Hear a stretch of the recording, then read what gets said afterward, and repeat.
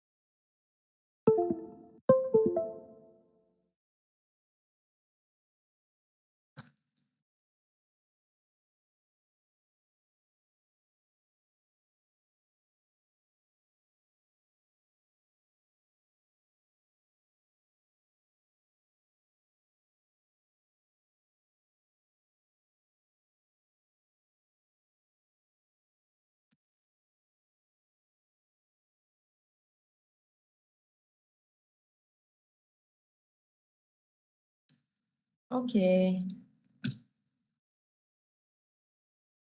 Sepatutnya 39. Campur saya 40. Maknanya lagi 7 orang tak masuk.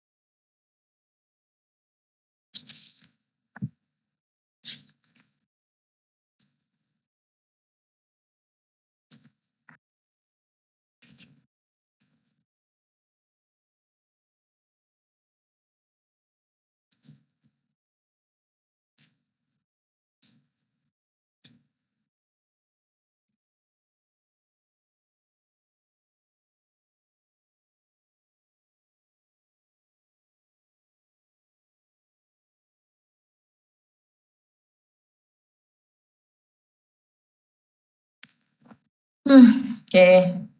Assalamualaikum dan salam sejahtera semua. Macam dah lama saya tak jumpa korang kan? Padahal last 2 weeks kita buat kelas. Okay, sekejap Okey. Semua okey ke? Okey, Internet Doktor. okey dekat ni? Internet okey dekat apa tu? Hostel. Okey, saya rasa semester ni a bit chaotic untuk saya sendiri sebab satu, banyak sangat cuti rupanya kan? Bila banyak cuti, kita banyak delay. Tapi tak delay sangat pun lah. Okey, masih lagi untuk kelip, masih lagi student tak dapat akses, betul tak? Jadi saya tak boleh ambil attendance melalui kelip.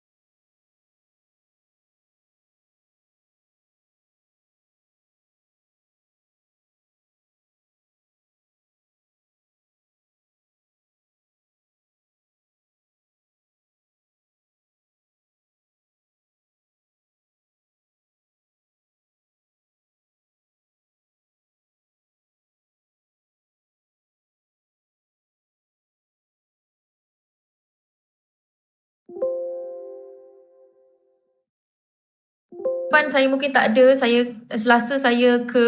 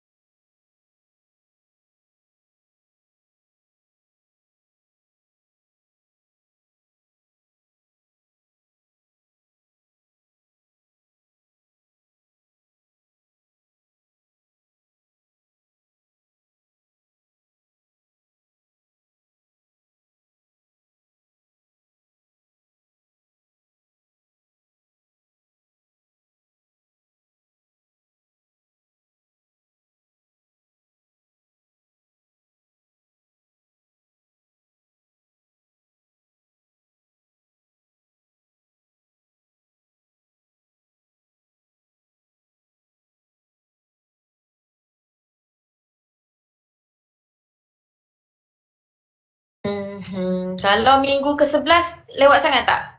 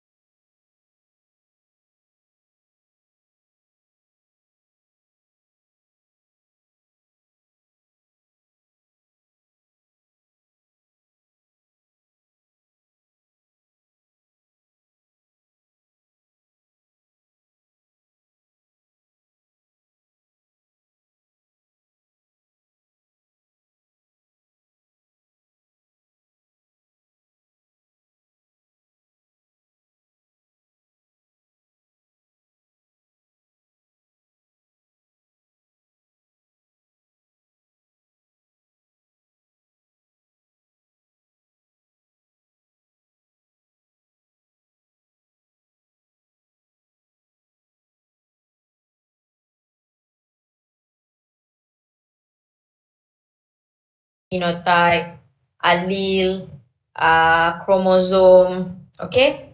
Semua tu basic lah. Okay, now yang itu kita nak tengok in a large view. So kita tengok gene diversity and gene structure. So ini dia selalunya lebih kepada apa ni? Population genetic lah. Okay, gene diversity meaning kepelbagaian jin dalam satu populasi, dalam satu grup, and juga the gene structure. Okay, ini dah simplify supaya lebih mudah lah saya ambil ini. So, what is genetic diversity? So, it's a variation of all living forms at the genetic level. So, it could be genes, it could be alleles, or it could be the nucleic acid. Macam saya ceritakan, the nucleotide tu. So, the base tu mungkin yang berbeza between species. Okay, intraspecies kan. Okay, mungkin juga berbeza. It could be allele yang berbeza ataupun it could be genes itself yang berbeza. Okay, that is genetic diversity, kepelbagaian genetics. Kalau kita tak ada kepelbagaian genetik macam mana? Semua sama je dunia ni, betul tak? Spesies pun sama. Tak ada manusia, tak ada burung, tak ada tak ada haiwan-haiwan lain, tak ada tumbuhan, sama je. So that's why we have genetics diversity, ada kepelbagaian genetik. That's why kita ada berbagai-bagai jenis organism. Okay, what about gene? Dah tahu dah ni, kalau dah masuk population, genetik yang basic mesti dah tahu dah gene tu apa.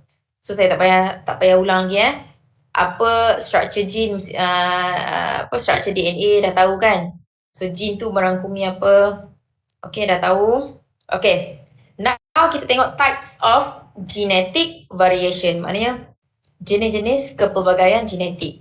Kita ada dua, within population, di dalam populasi itu sendiri, kita panggil intrapopulational. Measure as amount of variation within ecologically and reproductively interacting individual. Okay? Ecologically meaning di tempat yang secara ekologi dia duduk di tempat yang sama. Dan paling penting reproductively. Okay, dia boleh reproduce. Sebab ada organism yang sterile, betul tak? Okay, untuk kita nak tengok, kita nak measure the variation tu, kita mestilah di kalangan populasi yang boleh interbreed, okay? And within members of a species in the same area. Mesti kita measure di kalangan yang sama lah. Contoh kalau human with human, takkan human with orangutan. Of course the genetic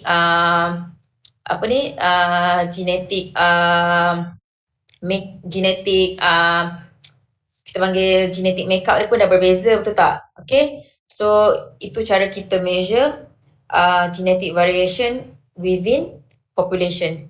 Ataupun kita boleh measure juga between population, which is the interpopulational, comparing two or more populations of a species. Geographic variation mungkin disebabkan oleh faktor geografi. Mungkin saya nak measure human variation of genetic of human in Malaysia, and we want to compare with human in Thailand contohnya. So ada perbezaan atau tak? Mestilah ada perbezaan. Unless kita reach the Hardy-Weinberg equilibrium, which is impossible. Okay? Dalam dunia nyata, impossible untuk kita reach Hardy-Weinberg equilibrium. Okay? Senang je. Intrapopulation ataupun interpopulation, within population ataupun between population. Okay. Kenapa boleh terjadinya genetic variation ni? Salah satunya apa yang menyebab, saya nak rephrase. Apa yang akan terjadi bila ada genetic variation? Kita akan terjadilah evolutionary process, perubahan. Perubahan sesuatu organisma tu. Evolution process. So evolution, speciation, ini adalah sebahagian daripada PhD saya lah, cuma saya buat lalat lah. Evolution study ni semua saya study yang benda ni lah. Okay, serves as a way for populations to adapt changing environments. Okay, bila kita semakin berubah environment tu, of course kita kena adapt to the changing. To the changes. Kita kena adapt, kita kena sesuaikan diri kita dengan environment yang dah berubah tu.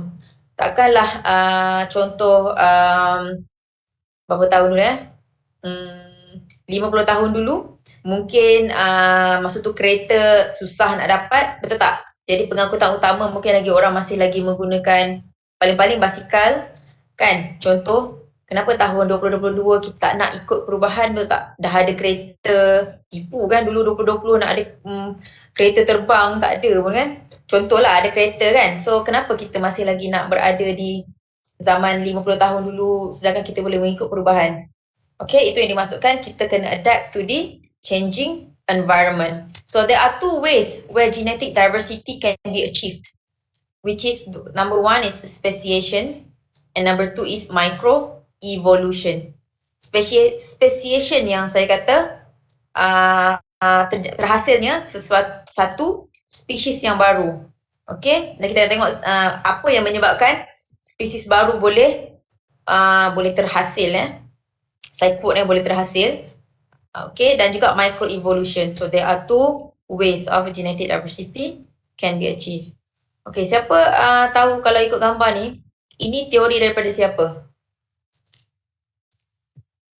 Yang human comes from Charles Darwin, good. Daripada Charles Darwin kan? Charles Darwin dia mengikut dia punya observation. So dia kata kita datang daripada apes kan. Masa saya ambil kelas ni, evolution ni dulu, so there are debates lah. And then masa tu saya punya professor dia kata, sebab dia tahu ada juga masa kita Muslim, kita tak percaya kepada, bukanlah tak percaya, kita tak percaya kepada saya tak kata tak percaya, kita tidak terima teori ini masih teori Charles Darwin ni masih lagi teori dia belum dibuktikan lagi dan masih lagi ada kajian-kajian yang dihasilkan. Dan yang terbaru tak silap saya dia jumpa satu lagi spesies human yang dululah yang lama dia jumpa bangkai, saya lupa tu bila yang terbarulah. So dia dapat kaitkan dengan theory of evolution yang Charles Darwin ni lah, tapi masih lagi teori, hanyalah pendapat sahaja dan belum lagi dibuktikan. Contoh kalau Mendel, memang kita dah tahu dia bukan teori, dia dah law, betul tak? Memang dibuktikan, terbukti teori Mendel dulu adalah benar. Tapi dalam kes Charles Darwin punya teori masih lagi debate lah, dan masih lagi orang buat kajian cari lagi bukti-bukti yang lebih kukuh untuk membuktikan yang teori Charles Darwin ni betul. Okay, tapi theoretically untuk Charles Darwin punya theoretically Charles Darwin punya pendapat adalah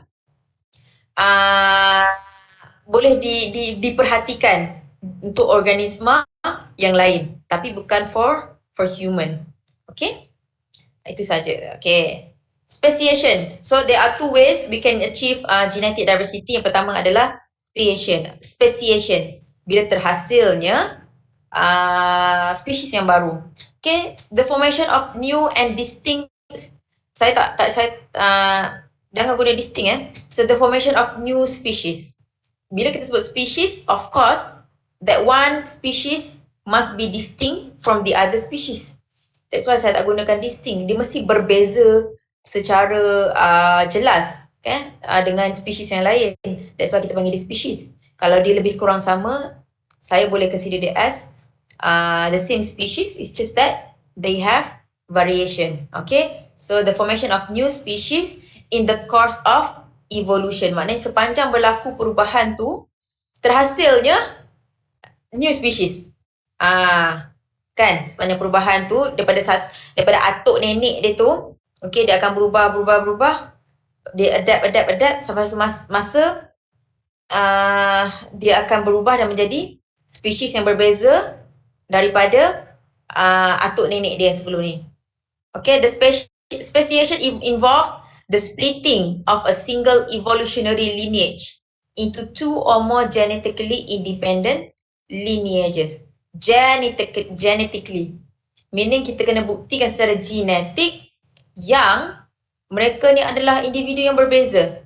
Contoh dalam kes saya punya thesis, ada ini saya grup lalat yang saya study tu, dia daripada Papua New Guinea. Secara morphologically-nya, secara morfologi maknanya secara external characteristics perbezaan dia sangat sikit. Saya cari juga perbezaan macam contoh orang describe yang ni as species A and this is species B. Okay, dia bagi tahu okay ini ada beza sikit dekat kaki contoh. And then bila saya ambil sampel, saya tambah lagi sampel dan saya tengok perbezaan yang dia describe tu adalah sangat sikit, which is kita boleh panggil sebagai variation sahaja. Saya boleh kata mungkin ada sedikit kepelbagaian di dalam dia punya external feature. Tapi bila kita buat kita study genetik dia, saya buat molekular, memang saya buat evolutionary tree. So kita memang nampak dia adalah individu yang berbeza. Dan bila kita tengok percentage dia pun memang berbeza. Jadi untuk zaman sekarang kita kena tengok the two independent the two organism tu mesti berbeza secara genetik. Dulu mungkin orang kata alah yang ni kaki dia contoh lalat tu kan, ini kaki dia warna hijau, yang tu kaki dia warna merah. So we can conclude that they are two different species. Itu dulu zaman tidak ada lagi molecular genetic. But now kita dah boleh tahu DNA, dah boleh study DNA, so kita kena include juga that species must be genetically different from other species. Okay, so there are two types of speciation. Ada dua jenis speciation. Macam mana proses menghasilkan species baru tu terjadi. Yang pertama adalah allopatric and the second one is sympatric speciation. Okay, sekarang ni okay kan? So what is allopatric speciation? So it is a geographic isolation, which is we call as allopatry. Allo meaning geographic, patry meaning isolation. Maknanya the separation tu occurs with populations that are completely separated by a physical barrier, such as a mountain range, river or desert.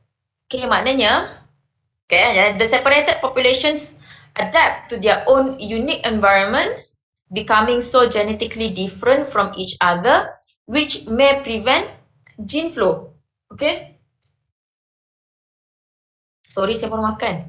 Ya Allah, kenyangnya. Okay? Allopatric meaning, okay, dalam satu population ni the original population. Okay, so this is the original population. Okay, warna hijau. And then ada satu geographic barrier yang menghalang maknanya daripada satu populasi dia pun berpecah dan dua populasi ni sekarang daripada satu populasi yang sama menghalang dia untuk reproduce. Okay, dia tak boleh yang sebelah sini nak pergi mengorat jantan sebelah sini nak mengorat ke betina sebelah sini and then dia reproduce, tak boleh. Sebab ni contoh kan, jantan sebelah sini nak mengorat ke betina sebelah sini tak boleh. Nak cari pasangan sebelah sini tak boleh, dia kena cari pasangan dekat sini sahaja. And then the same thing happen, sebelah sini tak boleh nak pergi sebelah sini. Nak mencari girlfriend baru ke boyfriend baru ke tak boleh. Pasangan baru tak boleh, dia dihalang oleh apa kita panggil physical barrier. It could be mountain. Mountain terjadi sebab apa? Kalau belajar pasal evolution science sangat menarik lah. Mountain terjadi sebabkan oleh tectonic plate yang apa kita panggil? Apa ni? Bertemu macam tu lah. Dia masa ni kan dia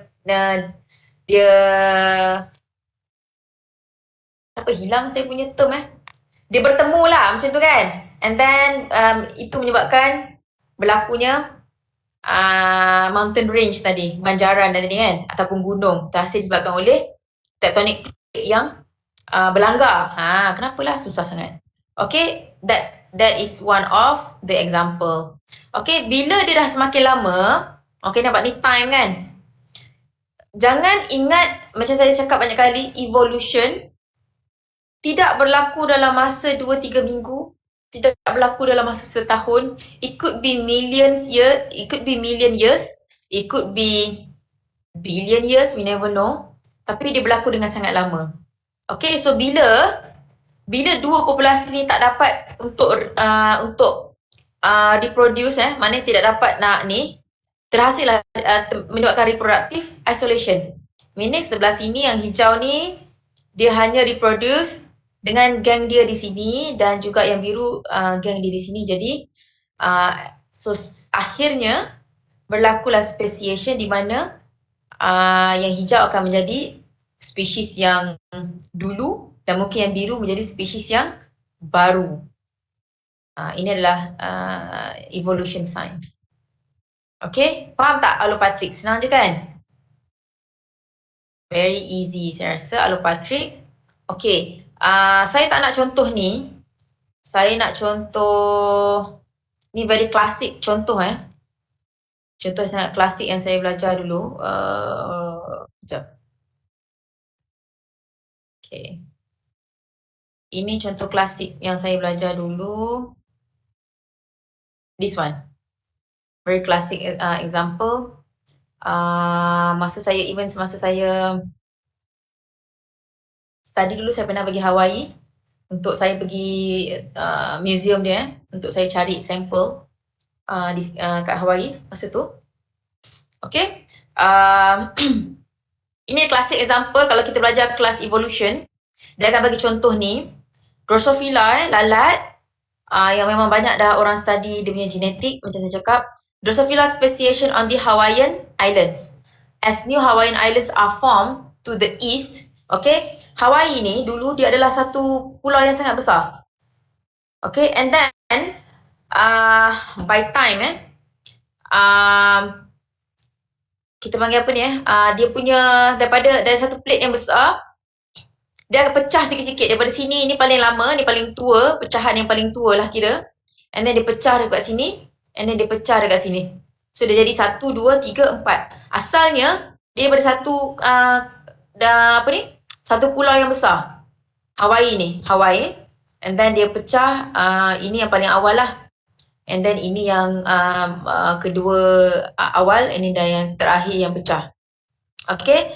As new Hawaiian Islands are formed to the east, species from the nearest extant island are able to colonize the new island and become reproductively isolated.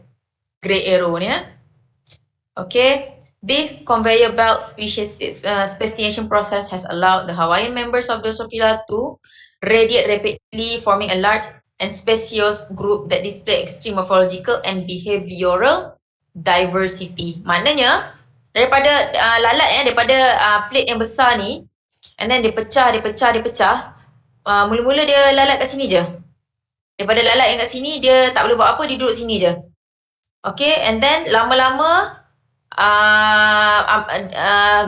gang dekat sini, gang lah kita panggil kan, gang kat sini, populasi kat sini, dia pun berubah secara genetik dan juga mungkin morfologi pun dia berubah extreme morphological and behavioral diversity. Okay, berubah, ini pun berubah. So bila orang kaji, ini kita panggil evolutionary tree. Okay, bila dia buat ni, tengok Alah, ni saya kena tengok balik. Maknanya ini datang awal. Oahu, Maui, Hawaii. Sepatutnya Hawaii datang dulu. Tapi dia betul lah dia kena pusing. Okay, ni maknanya dia tunjuk ada kaitan, nampak secara genetik je masih ada kaitan dengan Hawaii ni. Cuma dia dah berbeza, nampak. Oahu ni dah berbeza dengan Maui ni. Okay, same thing dekat sini juga. Okay, maknanya kita tak tahu, mungkin nenek moyang dia dekat sini. Dia akan tarik daripada sini. Siapa minat science, evolution science, ni lah akan buat benda ni nanti. Okay, kita panggil evolutionary ni. Okay, dia ada bagi masa, nampak dalam masa berapa million years, nampak? Ini kita akan baca, dia start speciation tu berlaku Maknanya formation of new species tu berlaku kat sini. Tahun 2.5 juta tahun kemudian. Okay, dan ini daripada Hawaii, daripada dua spesies Hawaii yang sama dalam satu pulau ni. Dia speciate dia keluar. Jadi di difference ni yang duduk dekat Maui ni, sini pulau Maui ni, selepas berapa tahun? Sini. 2 juta tahun yang dulu. Okay, itu cara kita baca evolutionary tree. Saya nak tunjuk dekat sini, maknanya inilah disebabkan oleh geographical barrier. Ini disebabkan oleh apa? Terpisahnya disebabkan oleh lautan. Tak ada lautan api sanggup kurenangi, tak ada dekat sini evolution. Maknanya lalat tak mampu. Dia nak terbang jauh tu dia tak mampu.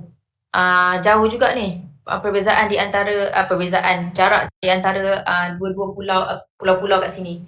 Okay, itu adalah allopatric speciation. Ini adalah contoh yang paling klasik. Kalau kita belajar evolution, kelas evolution dia akan bagi contoh lalat dekat Hawaii lah. Okay, boleh juga tengok contoh ni. Tapi saya tak berapa familiar with this example. So boleh, kalau contoh dalam exam, kalau nak include contoh, boleh guna contoh saya tadi. Memang very klasik. Banyak lagi contoh-contoh allopatric speciation yang famous lah. Tapi yang saya suka contoh lalat tadi. Okay, so boleh faham setakat ni allopatric speciation, gene diversity, okay tak? Okay, so okay kan? So tadi dia ada cakap pasal behavior kan?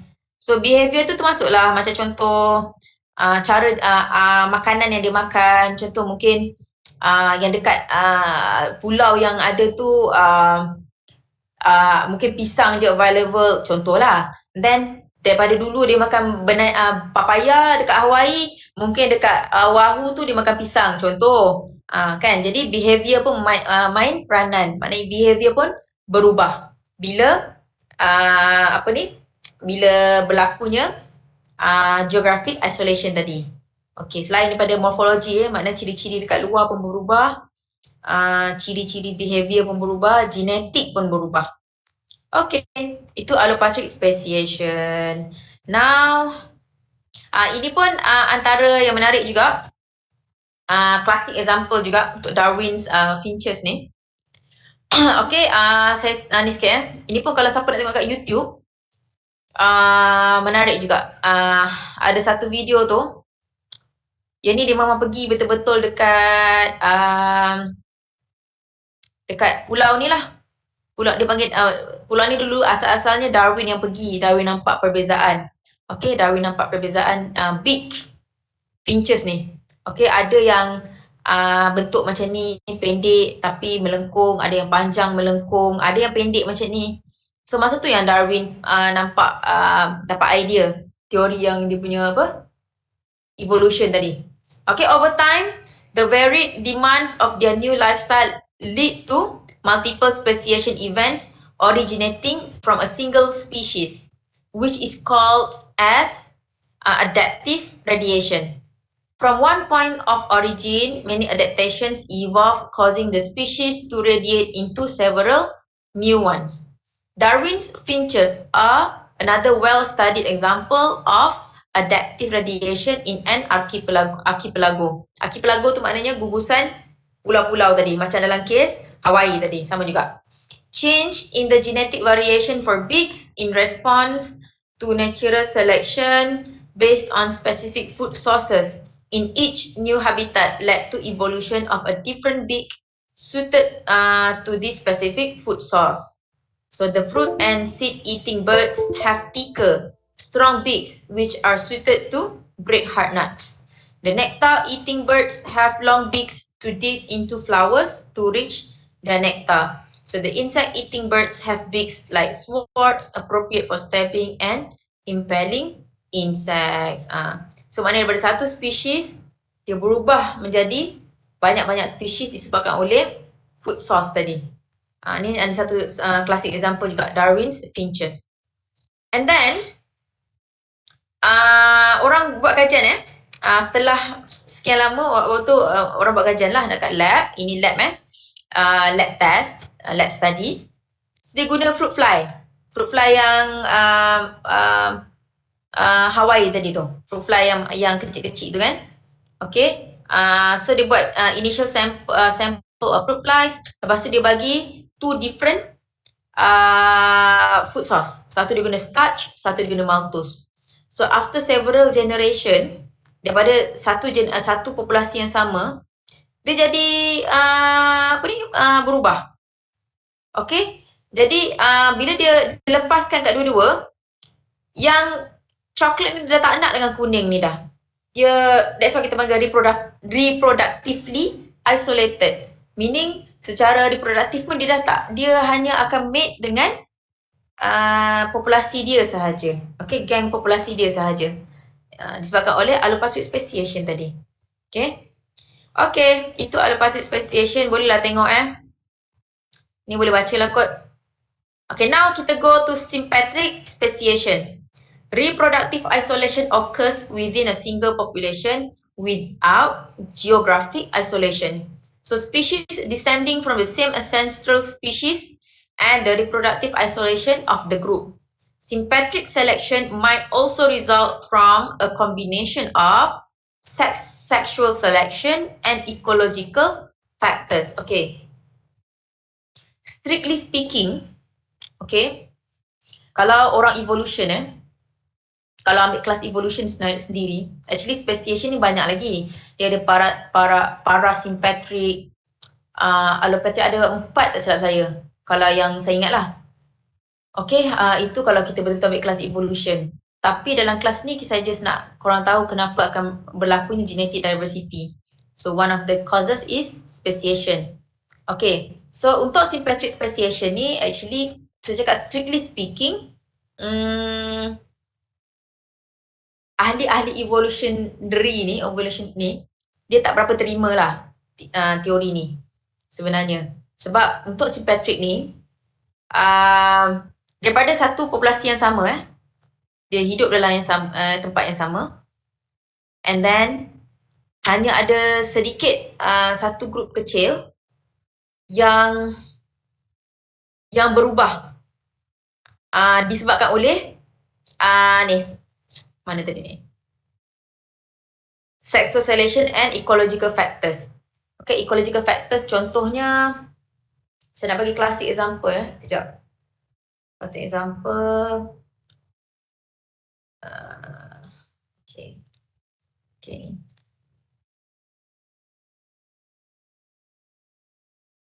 Contoh yang ni.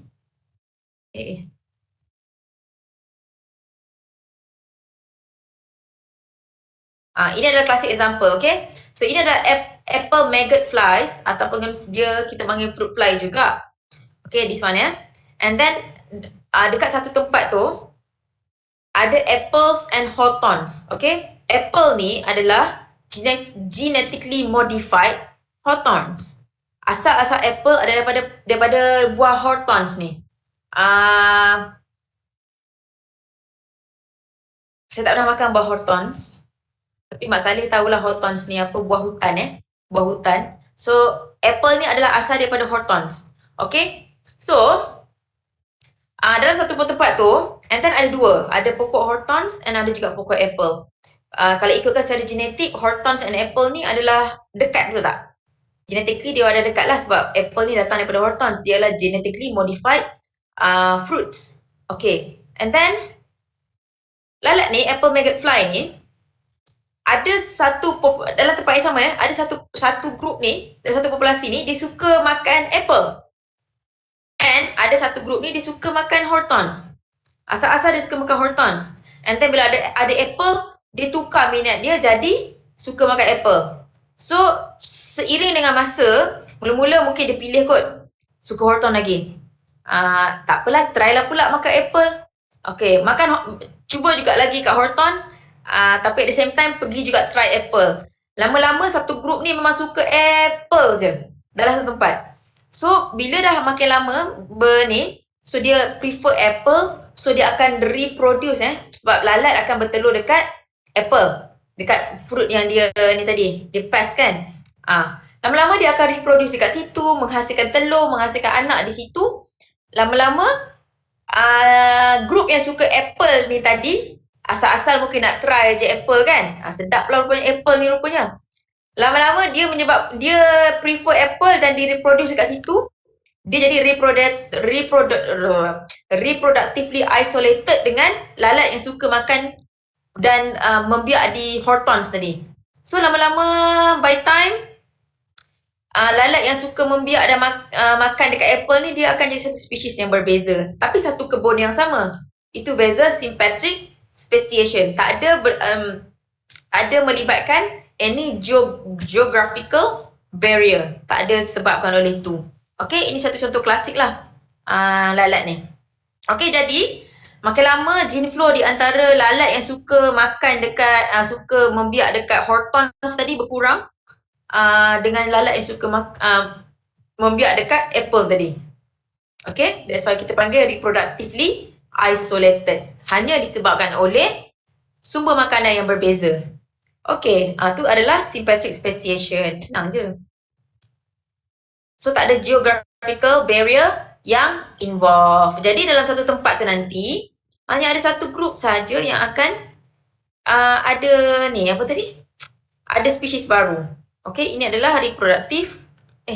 Nampak tak?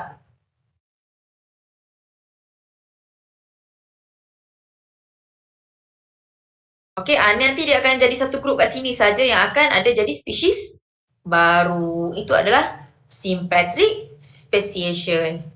Tapi lah, itu saya kata, ada berlaku debate lah di antara ahli-ahli evolution ni. Tapi kita ikut makna yang lebih mudah lah. Okay, maknanya kita ikut yang mudah kalau betul memang betul-betul boleh berlakunya sympatric speciation. Okay, dan satu lagi contoh klasik adalah ni, ikan, macam mana saya dah sebut ni? Chichlets, kicklets, macam tu lah. Ikan ni pun salah satu contoh klasik yang dulu lah saya belajar, memang dia akan bagi contoh ni. Okay, boleh tengok lah kenapa dia boleh berlaku sympatric speciation. Okay, ini adalah summary. What is allopatric and what is sympatric speciation. Kalau saya tanya dalam exam, make sure boleh jawab. Bagi contoh kalau ada contoh. Bagi contoh, masukkan sekali contoh reproductively isolated. So, dia punya gene flow berkurang. Word-word macam tu yang saya cari. Okay. Geographic barrier contoh. Okay. Okay. So, genetic diversity pertama berlaku disebabkan oleh speciation. Dan yang kedua adalah microevolution. Ini yang kita akan tengok masuk balik nanti Hardy-Weinberg equilibrium tadi. Okay, microevolution ni adalah study of population genetics. So for population to survive or evolve, the population's gene pool can change. Changes in allele frequency due to several factors. Genetic factors maknanya non-random, mating, mutation, genetic drift, and natural selection. Environmental factors adalah diversity in the environment, societal factors, population size, migration of population, which is the gene flow happens, and mutation. Okay, mutation. Kita fokus on mutation sebab hari tu kan kita dah tengok yang Hardy-Weinberg tu kan. If mutation occur, allele frequency would be differ from salah ni tak ada. If mutation occur, allele frequency would be differ. How to calculate allele frequency of the new generation? How to calculate mutation rate? Okay, baru kita masuk Hardy-Weinberg ni. Siapa ingat lagi? P plus Q equal to 1 ataupun P kuasa 2 plus 2PQ plus Q kuasa 2 equal to 1. Jadi dalam Hardy-Weinberg equation, maknanya gene frequency mesti akan jadi 1. Okay, kena tahu mana satu. P tu mewakili apa, which is the dominant allele frequency. Q mewakili recessive allele frequency. Okay, ni boleh tahu lah ya. P kuasa 2, 2PQ and Q kuasa 2. Okay, hari ni kita tengok mutation. Senang je, kalau yang nota yang sebelum ni saya tengok very complicated. So kita jangan complicatedkan hidup kita. Kita ambil mudah sikit lah. Okay, frequency of allele A, dominant A and recessive A in new generation. So this is the formula. So allele dominant A allele, P tolak P ni adalah frekuensi untuk dominan tu, tolak U is the mutation rate, and then the frekuensi tadi ataupun kita faktorkan jadi macam ni. Same thing dengan recessive allele juga. Okay, probability mutation rate adalah probability of mutation occur in a cell or population. So mutation rate ni selalunya kita akan bagilah dia punya rate tu berapa. Tak perlu nak kira. Okay, ni contoh dia. Kalau frequency of allele B contohnya, dominant B in 2 generation, maknanya selepas 2 kali, berapa frekuensi allele tu? Adakah sebab mesti berlaku mutasi, betul tak? Sebab kalau dalam Hardy-Weinberg equilibrium, benda tu tak berlaku, tapi kita kira dalam dunia yang nyata, benda ni akan terjadilah, mutasi akan terjadi. Okay, senang tengok yang akhir sahaja. Okay, frekuensi first generasi asal. So 1 tolak mutation rate kuasa 2 ni. So kalau dalam exam, soalan bocor, final, saya akan tanya mutation rate ni. Saya akan bagi berapa dia punya mutasi berapa generasi. Saya akan bagilah generation rate, mutation rate saya akan bagi. So masukkan je dalam equation ni dan kira je berapa dia punya mutation allele frequency after mutation, after how many generation, mengikut soalan yang saya bagilah. Okay, so ini adalah dia punya formula. Senang tak? Okay, example. If the fly Drosophila mauritania, a transposable element called mariner, exists at several loci in the genome, each copy is deleted from the genome with a frequency of 10% per generation. Consider the original allele frequency of P equal to 0.5 and Q equal to 0.5 in a population in which mariner is fixed at a specific locus. What is the frequency of dominant allele for next generation? Meaning, generation yang pertama lah. And then what is the frequency of dominant allele after 5 generation? Sorry, next generation maknanya generation yang kedua. Then what is the frequency of dominant allele after 5 generation? So soalan saya lebih kurang macam ni dalam exam. Final exam lebih kurang macam ni, tapi tak adalah exactly macam ni. Maknanya saya akan tanya after 5 generation, so what is the frequency ni kan, with mutation rate blah blah blah blah, something like that. Okay, answer. So the frequency are as follow. We know that under, okay, ni tak perlu one way mutation semua ni kita akan belajar two way mutation. Okay, so dia dah bagi mutation rate adalah 10% equal to 0.10. Okay, dia kata tadi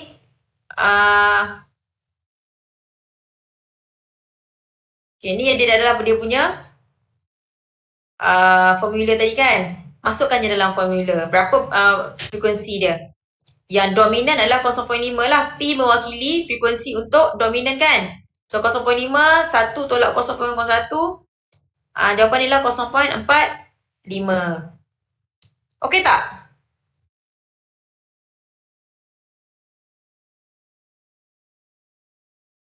Buat masa ni okey lagi doktor. Kita takut tidur je. Syuhada. Syuhada yang mana Rajin pula Syuhada jawab. Okey. Okey senang je kan, mutation rate kan. Saya dah bagi soalan bocor ni. Rajin-rajin lah tengok soalan, buat-buat sikit exercise sikit ke kan. Saya dah bagi soalan-soalan ni, saya bermurah hati selepas raya ni kan. Tak dapat bagi duit raya, saya bagi soalan bocor raya.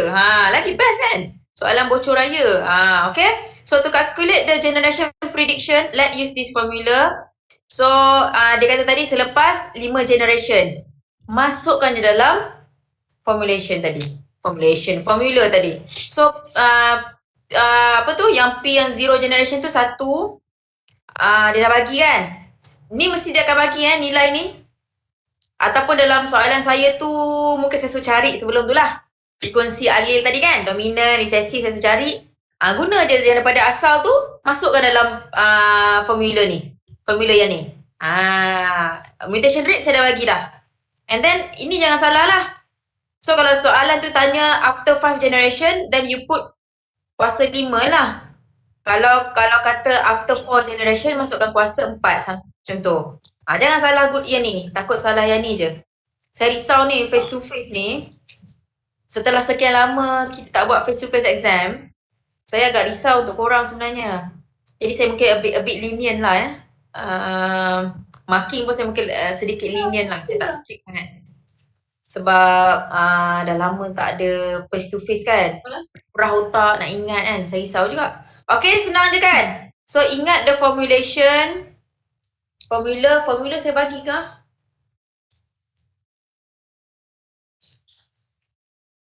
Sepatutnya saya bagi ke tak? Sepatutnya saya tak bagi. Jadi ingatlah formula Formula ingatlah kan? Okay? Itu je. Ni tak perlu dah. Alih frekuensi after two directional mutation saya tak nak. Tak perlu tahu. Okay, ni skip. Semua skip. Jadi kita punya untuk mutation hanyalah sampai sini sahaja. Ni, okay? Faham kan? Jadi maknanya genetic diversity boleh terjadi disebabkan satu adalah speciation. Okay? Maknanya kepelbagaian genetik itu disebabkan oleh berlaku terhasilnya spesies yang baru. Dan yang kedua disebabkan oleh microevolution. Contohnya berlakunya mutation. Bila berlaku mutation, akan berlakulah perubahan kepada alil frekuensi dalam sesuatu populasi. Very easy. Okay, setakat ni okay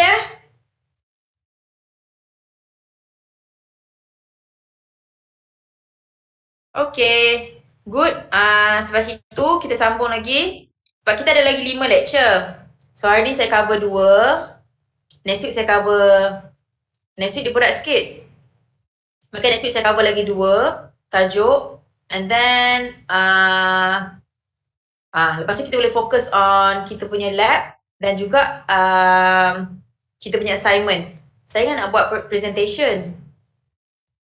Next week saya bagi tajuk sebab saya tak sempat nak fikir. Tadi saya dah nak fikir tajuk assignment dah. Tapi tak sempat sebab banyak kerja. Okay, okay, now kita masuk kepada okay, siapa nak berehat sekejap ke? Yang ni simple je yang lecture ni. Ke kita boleh teruskan? Ke dah bosan mendengar evolution dan mau nak break Edward, you want a 5-minute break? Take 5, sure. Okay. Nak minum ke? Nak buat zumba sekejap ke? Yoga ke? Buat bagi loose sikit masa-masa yang tension tu. Okay.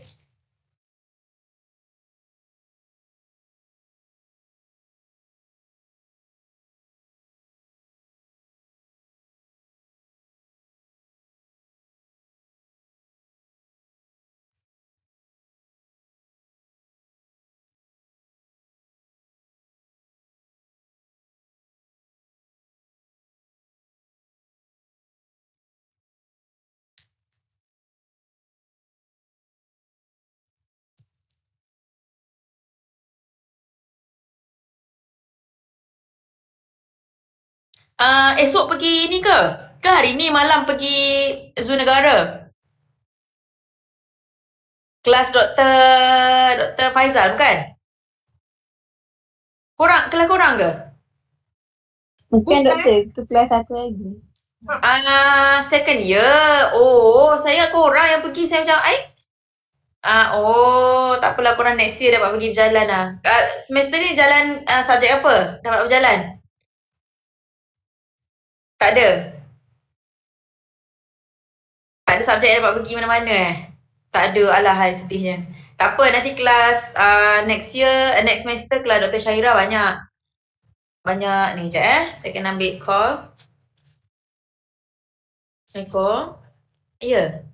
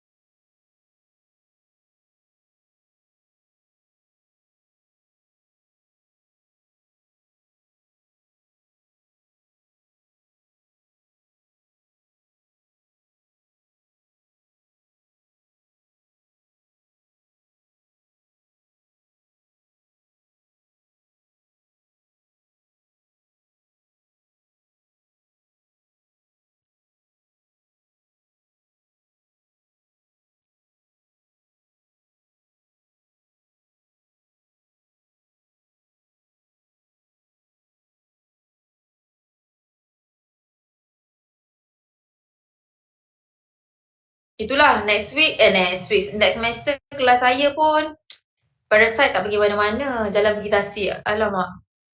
Jalan pergi ladang. Next. Next year tahun 2 dengan saya Parasite je. Parasite pun tak pergi mana-mana, kita kat lab je lah. Kita ID lalat, kita ID mic, kita ID tics kan. Benda-benda dalam lab je lah. Tahun ketiga baru best sikit kot korang nanti dapat pergi berjalan. Tahun 2 lah, tahun 2 kan kelas Dr. Faizal dapat pergi zoo negara. Boleh lah, okey lah. Saya suka berjalan. Tak adalah bosan sangat kan. Tidak, lecture je bosan. Okey, semua okey? Yang ni simple je. Yang lecture yang lepas ni simple je. Baring-baring, sambil-sambil baring-baring kat katil pun boleh dengar.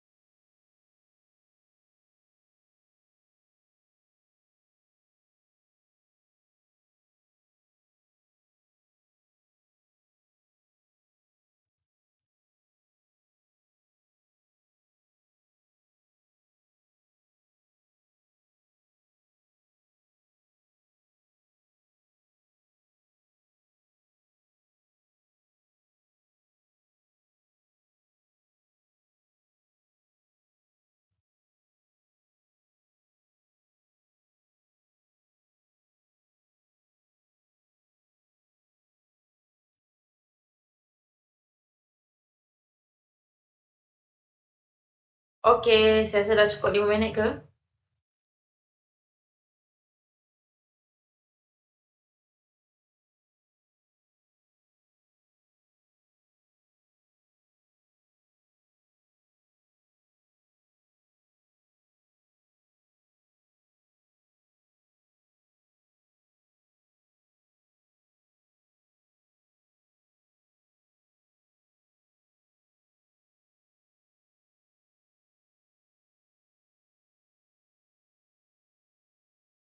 Okay, minit dah ke?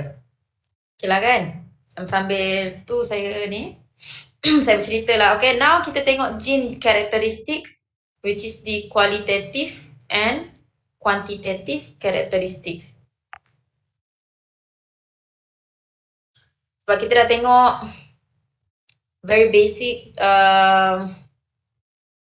structure of gene, kita dah tengok kan, ada cerita tadi kromosom semua tu. And then kita dah tengok genetic population. So what causes gene diversity, mutation, saya cakap speciation, microevolution which includes mutation tadi, RD1 equilibrium. Now kita tengok gene characteristics, qualitative and quantitative characteristics. Okay, apa beza dua ni? Okay, qualitative and quantitative characteristics. In genetics, all traits are divided into two categories based on their effects on an organism's phenotypes. Phenotypes, which is the external characteristics, something that you can see. Qualitative and quantitative. Traits are also known as character. Each character at least have two characteristics. Okay, traits ataupun characters. Example in plant. Contoh, tengok bentuk-bentuk daun. Semua adalah dikawal oleh gene. Okay, example in animal, bentuk-bentuk ekor ikan, for example. So, ni contoh, these are the examples. Okay. Okay, so we're gonna see the qualitative traits. It is a trait that fits into discrete categories. Okay, discrete meaning something yang specific. For example, a species of plant has red flowers or white flowers. This would be a discrete characteristic. It's either yes or no traits. Kuning, hijau, merah, biru. Something discrete. Tak ada merah cair sikit, merah pekat. Tak ada. Okay. Discrete. Wrinkle, round. Ni contoh kan. Tall, short. Inflated, constricted.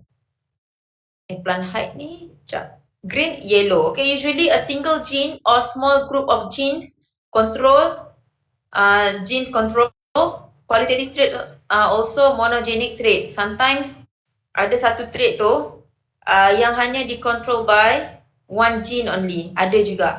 Okay, but most of majority of trait dikontrol oleh more than one genes. Monogenic traits are characteristics that is produced by a single gene or a single allele.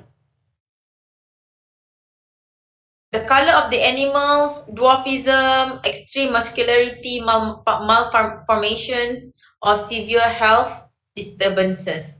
The allele determining the expression of monogenic traits may be dominant, intermediate, or recessive. Contoh macam little allele kan, itu di antara contoh yang kalau ada memang akan mati. Contoh dalam monogenic trait.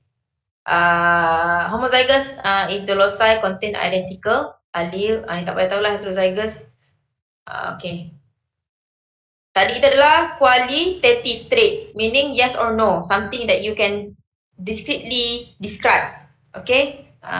Round wrinkle, round square, triangle. Itu yang something yang memang discrete. And itu qualitative. How about quantitative? Occurs as a continuous range of variation. These traits occur over a range. To picture this, imagine the height of a plant. The height is different and does not fit into discrete categories. Generally, a larger group of genes control quantitative traits, or multiple genes influence a trait, polygenic trait. Okay, that is quantitative trait. Example adalah reproductive rate, growth, qualitative variable, binomial.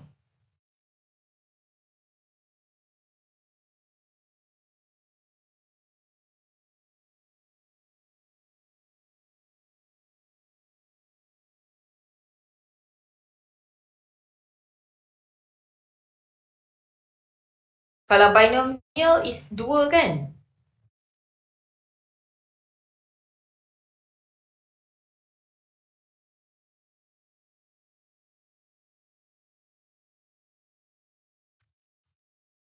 Kualitatif, oh yes. Ya betul-betul. Saya teringat kuantitatif.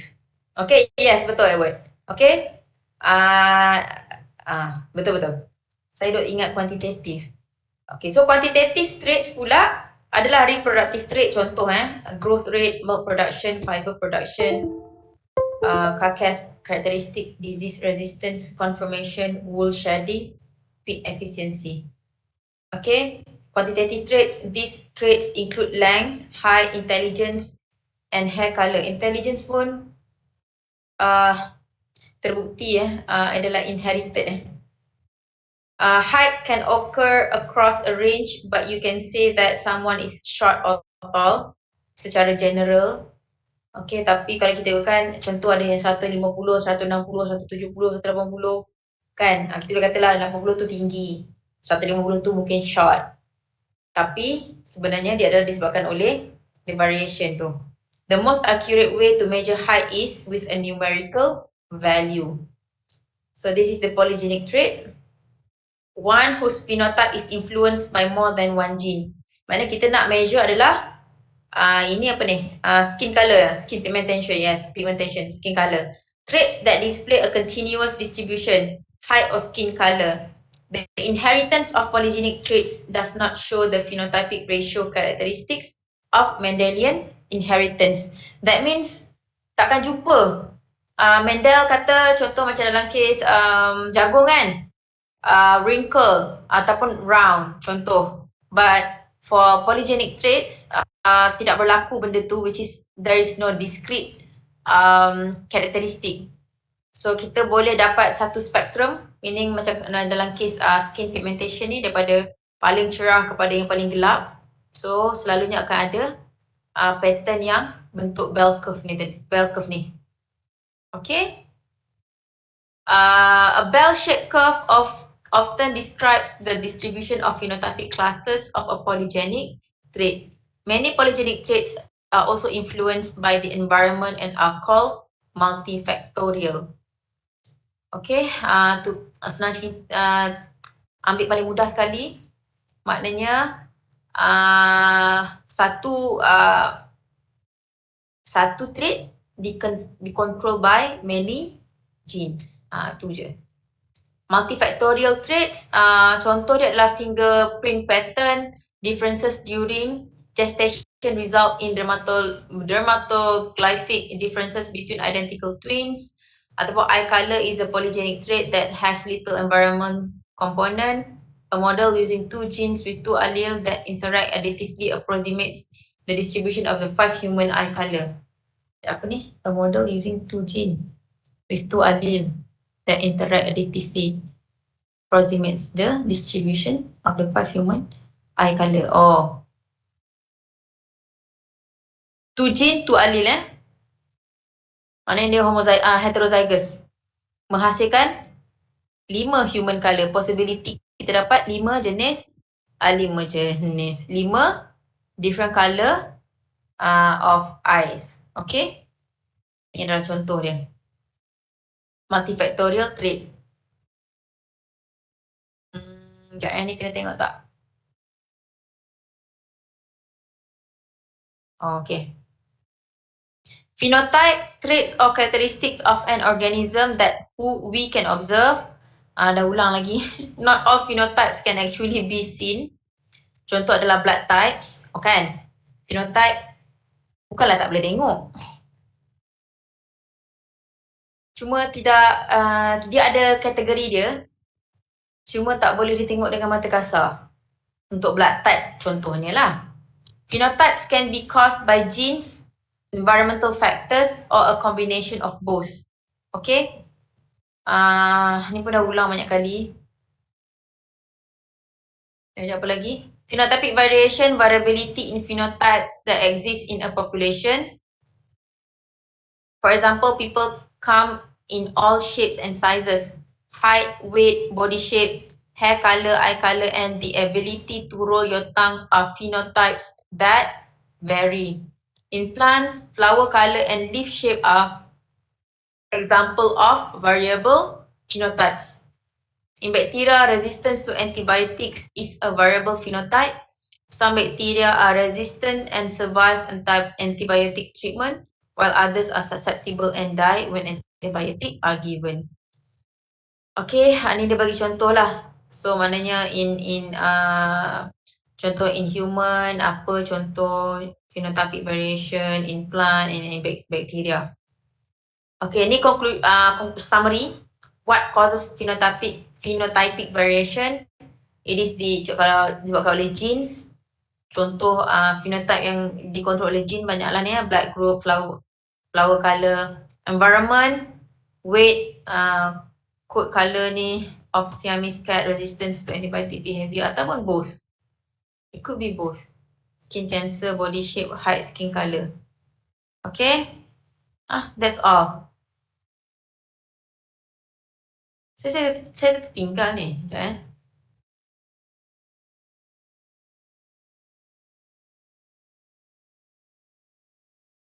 ni pun ulang lagi. Okay? So, secara mudahnya, you just have to know what is the differences between qualitative and quantitative characteristics from this lecture, and then you have to understand what is phenotype. Banyak kali dah saya ni, even in test 1 pun saya rasa saya dah tanya apa phenotype kan, what is phenotype, apa beza phenotype dengan genotype. Itu very basic untuk lecture ni and then contoh-contoh phenotype variation, contoh kalau saya tanya nanti dalam exam kan.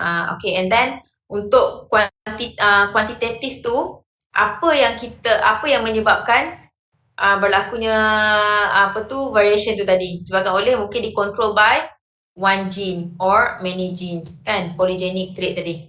Okay, tu je. Sebenarnya tu je dia nak terangkan beza qualitative and quantitative characteristics. Okay, so kita dah study tadi mutation kan, microevolution, kita tengok mutation, kita tengok sikit tadi Hardy-Weinberg, cuba ingat balik Hardy-Weinberg. Requirement for Hardy-Weinberg apa, mesti random mating, apa, a few requirement kan. Hardy-Weinberg yang last 2 weeks lecture. And then tadi kita tengok speciation, apa beza allopatric and sympatric. Kalau lebih hebat nak jawab dalam exam, bagi contoh klasik saya bagi tadi, contoh kan, siapa dapat cerita dengan lebih ni lagi bagus. Yang pengiraan yes. Tapi saya banyak lebihkan kepada yang lecture yang akhir-akhir.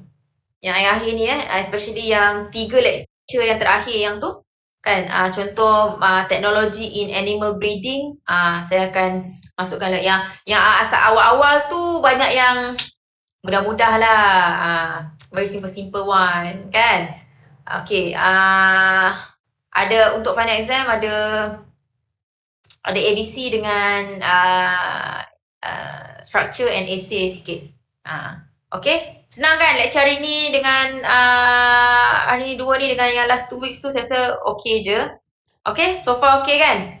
Okay, so nanti sekejap saya check balik. Saya kena catat baru saya ingat. Kalau tak macam ni lah. Okay, sekejap. So, next week 24 saya tak ada. So, sekali lagi kita tak ada kelas. Saya yang sedih sebab tu kita kena ni. Tapi saya sempat lah kot kita ada lagi tiga lab, mungkin kita buat 2 kali atau sekaligus, senang. And then, okay. So, minggu ke-10, next week. Minggu ke-11, next week minggu 10. Minggu ke-11, 31 hari bulan. Allah. Kalau buat test petang boleh? Selasa ke nak hari 29 hari Ahad? Kita ambil time to lecture, time to exam. Sebab kita kena buat face to face. Saya tak rasa klip akan okey lagi 2 minggu. Memang kerosakan yang sangat teruk lah. Ahad atau 31. So, pilihan di tangan anda. Boleh pilih. Ataupun hari lain yang saya okey adalah Rabu, satu hari saya free all the time. All day. The whole day tu saya free all the time pula. Maknanya kita boleh buat either satu hari bulan ataupun 2 hari bulan petang. Sebab saya ada lecture pagi, so petang Khamis. Sebab kita kena buat face to face. Jadi pilihlah, buatlah pilihan yang bijak, discuss di antara korang. So kita boleh buat 29 waktu kelas saya tapi kena book lecture hall. Ataupun kita boleh buat 31 pun boleh, petang, waktu lab tu lah saya ambil waktu lab tu. Ataupun satu tu bila-bila ataupun 2 petang. Okay, nanti bincang, bagi tahu saya lah seminggu ke-11. Okay. Ada apa-apa soalan tak setakat ni?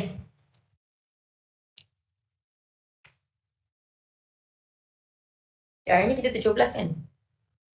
Okay, so 22 hari bulan nanti saya bagi tahu untuk assignment kita lah, yang assignment satu lagi tu. Next week, this week. Okay, ada apa-apa soalan? Ada apa-apa pertanyaan? Tak ada, Doktor. Okay, that's good. Okay, itu saja. Nanti bagi tahu saya untuk exam, test 2. Sorry, bukan exam. Test 2 bila kita nak buat. Okay, that's all. Terima kasih semua kepada yang hadir.